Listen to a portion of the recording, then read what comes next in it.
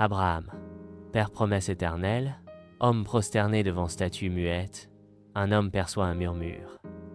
Son nom est Abraham, pas encore Abraham. Il n'est qu'un homme, mais choisi, appelé Abraham, fils de Terach, vit à Ur, cité prospère au bord de l'Euphrate. Mais sa vie bascule lorsqu'une voix venue d'ailleurs résonne dans son cœur. Quitte ton pays, ta patrie et la maison de ton père, et va dans le pays que je te montrerai. Aussitôt, il obéit, sans carte, sans destination, mais avec la foi comme boussole. Il part avec Saraï, sa femme, et Lot, son neveu. Direction, l'inconnu. Au cœur de Canaan, alors que la terre est aride et les peuples nombreux, Dieu renouvelle son alliance. Je ferai de toi une grande nation, je bénirai ta descendance. Mais les années passent, Saraï ne tombe pas enceinte. Abraham doute. Il regarde les étoiles et Dieu lui dit « Regarde le ciel, compte les étoiles si tu peux, ainsi sera ta descendance. » Et Abraham crut, et cela lui fut imputé à justice. Saraï, impatiente, offre Agar. Naît Ismaël, puis la rupture, mais Dieu veille. Il promet aussi une grande descendance à Ismaël, tout en préparant un miracle plus grand encore. À l'âge de 99 ans, Dieu revient à Abraham.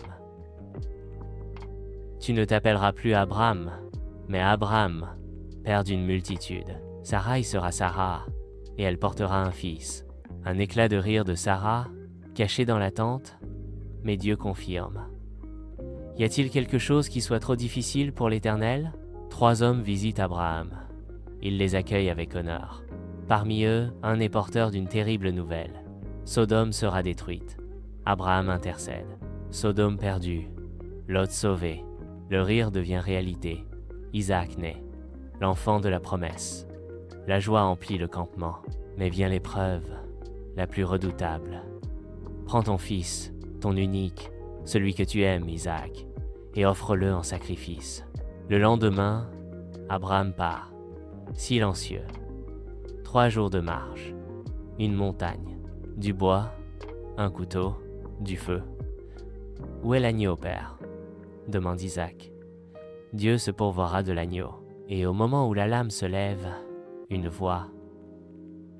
Ne touche pas l'enfant. Maintenant je sais que tu crains Dieu. Un bélier est là, pris dans un buisson. Dieu a pourvu. Sarah meurt. Abraham pleure et achète un champ pour l'y enterrer.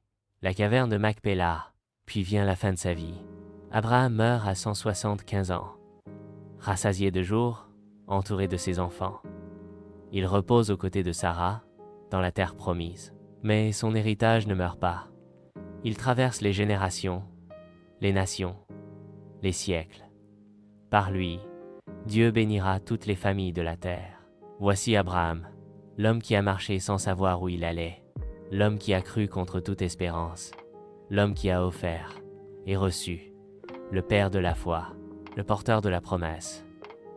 Le commencement d'une histoire éternelle.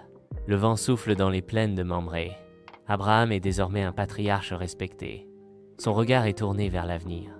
Il sait que la promesse ne meurt pas avec lui. Elle se propage. Mais avant de partir, une mission. Trouver une épouse pour Isaac, le fils de la promesse. Il appelle son fidèle serviteur Eliezer. Va dans ma patrie, chez mon peuple, et prends une femme pour mon fils Isaac. Eliezer jure. Il part avec 10 chameaux, des présents et une prière dans le cœur. Au puits, près de Nahor, une jeune femme au cœur pur apparaît. Rebecca. Eliezer prie que celle qui m'offrira à boire, et à mes chameaux aussi, soit celle que tu as choisie. Et elle le fait, simplement, généreusement. Eliezer s'incline. Dieu a répondu. Il offre les bijoux, raconte l'histoire, et ramène Rebecca à Isaac. Isaac l'aime. Une nouvelle génération s'ouvre. Abraham, bien que vieilli, se marie à nouveau avec Ketura. Elle lui donne plusieurs enfants. Zimran, Jokshan, Médan, Madian, Jishbak et Shuar. Mais il n'y a qu'un seul héritier spirituel. Isaac. Abraham donne des dons aux autres fils, puis les envoie à l'Orient. La promesse reste sur Isaac. Les jours s'achèvent. Abraham sent la fin approcher. À 175 ans, il ferme les yeux. Rassasié de jours, rassasié de foi, rassasié de promesses accomplies. Isaac et Ismaël l'ensevelissent ensemble dans la caverne de Macpéla, aux côtés de Sarah. Le ciel au-dessus de la tombe est clair. Une étoile brille plus fort que les autres. Car Dieu n'est pas le Dieu des morts, mais des vivants. Et le nom d'Abraham ne meurt pas.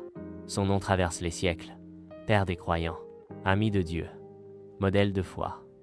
Origine de 3 grandes traditions spirituelles. À travers lui, la bénédiction est entrée dans le monde.